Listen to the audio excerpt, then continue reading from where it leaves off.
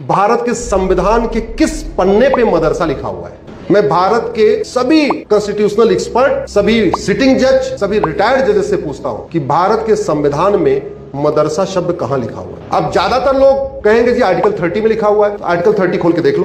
Article 30 में लिखा हुआ है कि भारत में सभी लोगों को एजुकेशन इंस्टीट्यूशन खोलने का अधिकार है। मदरसा एजुकेशन इंस्टीट्यूशन नहीं होता, मदरसा दीनी तालीम सेंटर है। जो एजुकेशन इंस्टीट्यूशन खोलने के लिए परमिशन दिया है वो सेकुलर एजुकेशन इंस्टीट्यूशन खोलने के लिए परमिशन दिया है, मजहब को प्रमोट करने के लिए मदरसा खोलने की परमिशन नहीं दिया। तो आर्टिकल 30 में जब स्कूल एजुकेशन इंस्टीट्यूशन खोलने की परमिशन दिया, उसके पहले ही आर्टिकल 27 में लिख दिया कि मजहब को प्रमोट करने के लिए, रिलीजन को प्रमोट करने के लिए सरकार 1 रुपए खर्च नहीं करे। अब आप मुझे बताओ, मदरसे में मजहब प्रमोट होता है या ह्यूमैनिटी? मदरसे में भारत की संस्कृति, भारतीय परंपरा, भारतीय दर्शन, भारतीय ज्ञान विज्ञान को प्रमोट किया जाता है या विदेशी परंपरा, विदेशी रीतियां, विदेशी प्रथाएं और विदेशी वेशभूषा को प्रमोट किया जाता है? यह संविधान अरब दुबई के लिए बना है या भारत के लिए बना है? तो संविधान की व्याख्या करते समय भारत के कंटेस्ट में इसको पढ़ेंगे, अरब दुबई कुवैत बहरीन के कंटेस्ट में पढ़ेंगे? लेकिन हमारे सुप्रीम कोर्ट के जजों ने, हाई कोर्ट के जजों ने यह गलती किया है, ब्लंडर किया। मुझे नहीं लगता कि उन्होंने जानबूझ के किया,